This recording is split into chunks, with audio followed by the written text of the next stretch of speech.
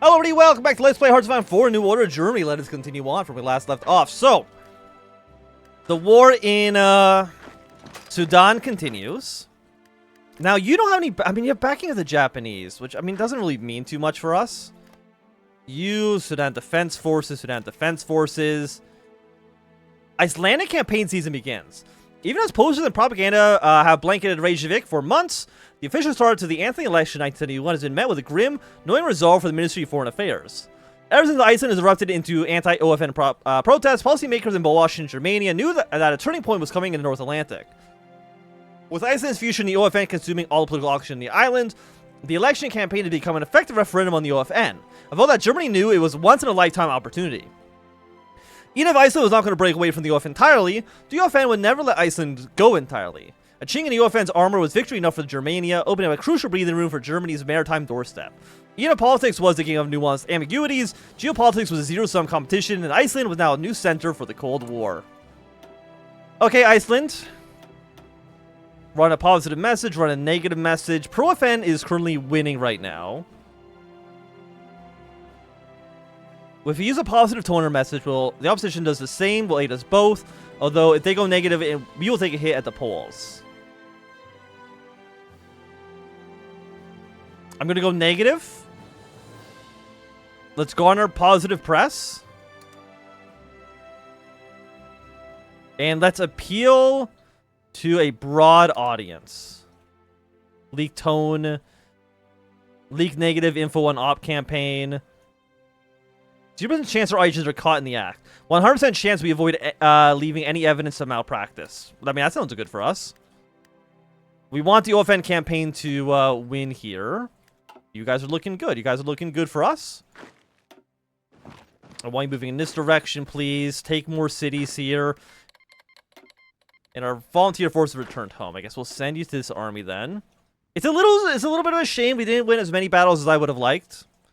The fact that Yemen, Oman, Iraq is still kind of, I guess we kind of maybe want the Islamic Republic to win. Because you're Italian, you're American, I guess you're Japanese. So it's kind of hard to say. Got a media cycle here.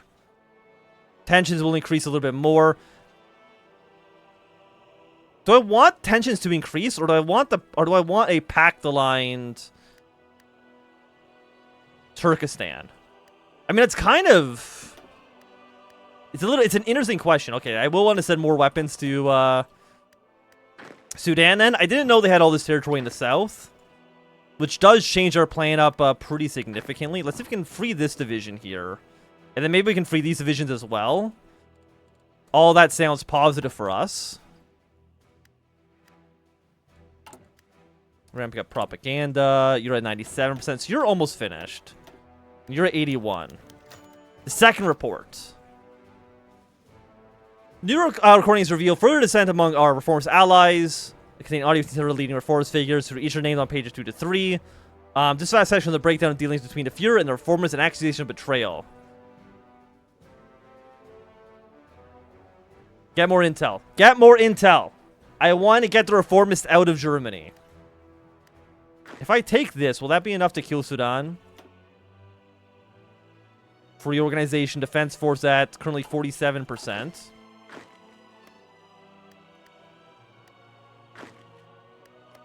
You're worth 1.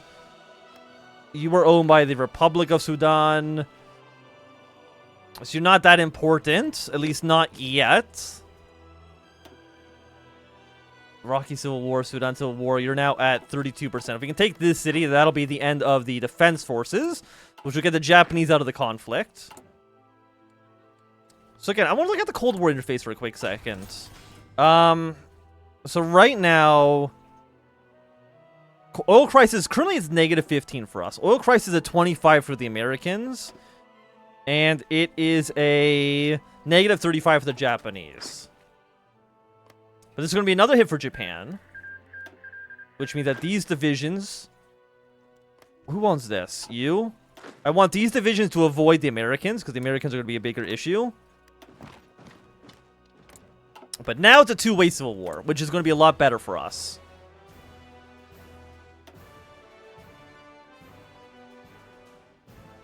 Yeah, just build these here. That works out. We've ramped up production. Stability goes down. Let us look at our past experience. And what I want you guys to do is I want you guys to move over to the Port Sudan. I mean, here's the thing. Like, if Egypt is, I guess, somewhat friendly to us, like, it's hard to say. Because, I mean, they're, like, everyone else is, like, they're, like, straight up communist. Right? Like, at best, we got these guys are progressive, which is not great for us. Let me just put it that way. What do you guys collapse at, by the way? The good old Republic of Sudan. So you collapse at 25%. You literally have not lost a victory point yet, which, you know, I mean, it's pretty good for you.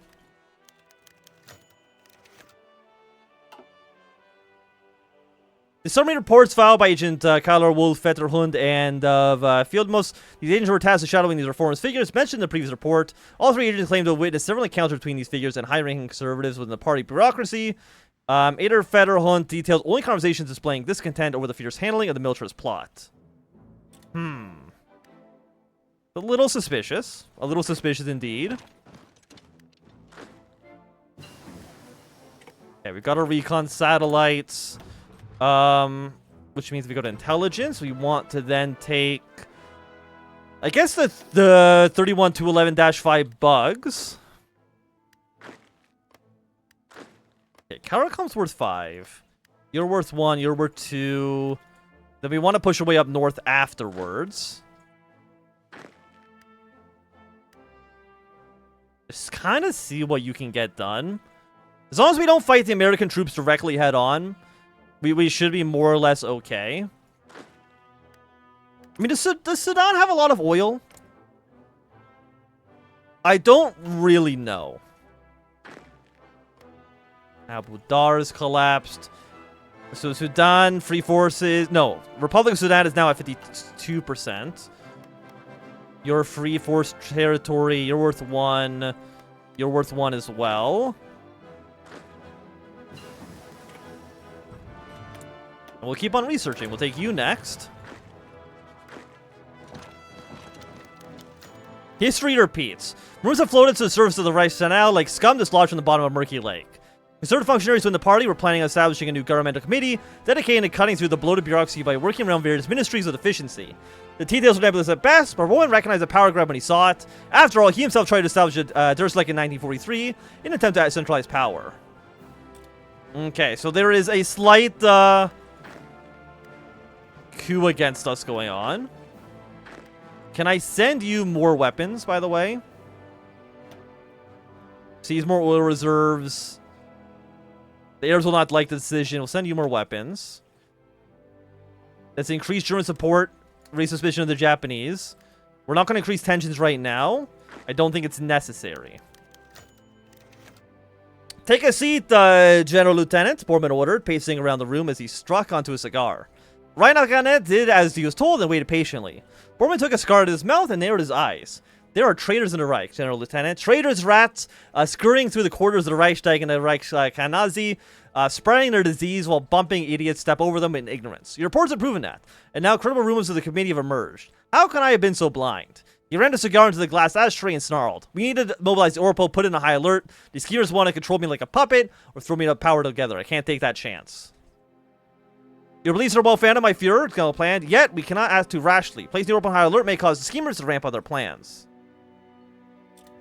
We'll continue to work in the shadows a little bit here. I'm going to put you to fight this division, because I don't want you to cut off my units if I can avoid it. Yeah, push you here. You're going to go to Port Sudan next. I want you going here. I want you going over to this province, please. I'm going to have you move in this direction. Past expertise. New discoveries next.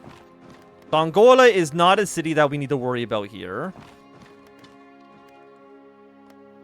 But Sudan has to be close to collapsing. They're at 28. I will say, like, I'm kind of stunned we're going to win in Sudan. I didn't think that this was going to happen. Mostly because I thought they had, like, Dongola, and that was it. I didn't realize that like all of southern Sudan as well. Okay, we've broken French ciphers. That's cool. Does that matter so much? Probably not. I guess let's break West Russian ciphers next.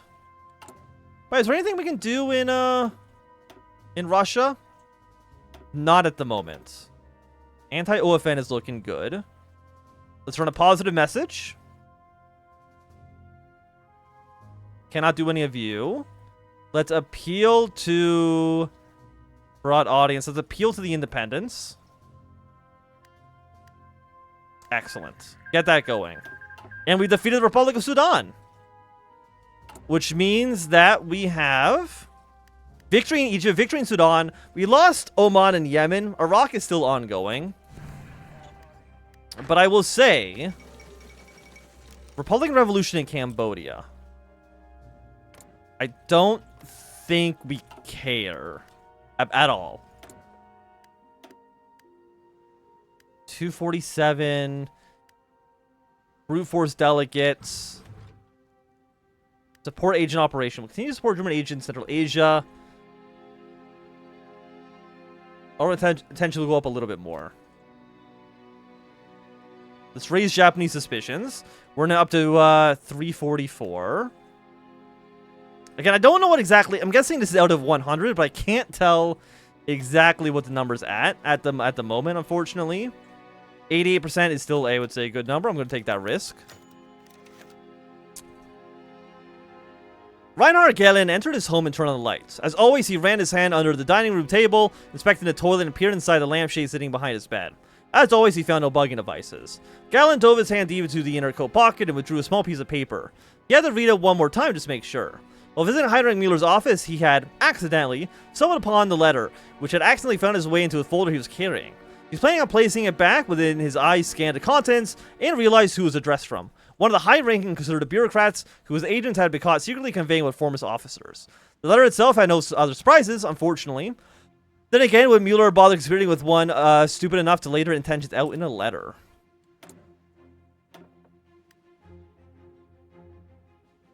%, 80%. Leak tone of the campaign. Leak the, we cost 50 political, but like I said, I don't have political power. Remember when we had like 800 of it? Those were the days. By the way, once the election, media cycles in 7 days. The web grows wider. What correspondence would the chief of the Orspeluncy possibly have with such a man, Borman asked, staring out of the window with a grimace. The bulky promise of the Volkshaw was beginning to annoy him. The letter says little of note, true, but then again, why would it? The conspirators would be foolish enough to communicate their schemes via letters. It is conservatives or conspirators with their so-called reformist allies. Gehlen nodded eagerly. Why wouldn't they bring Mueller into the fold? He was one of the most powerful men in the Reich. He is, Borman spat. He must be removed from his post immediately. On what charge? Gehlen replied coolly. We must be rash, my Führer. On what charge? Borman finally turned to face the man. I'll leave that up to you. Garner positive press, please. Thank you very much. Now, I don't know when the election is. No clear lead in the election. We'll send you to this army. That sounds fine by me. And you're all looking good. Okay, don't worry about you. Don't worry about you. Don't worry about this. Don't worry about this. Decision available. Is this for the spy satellite? Yes, it is.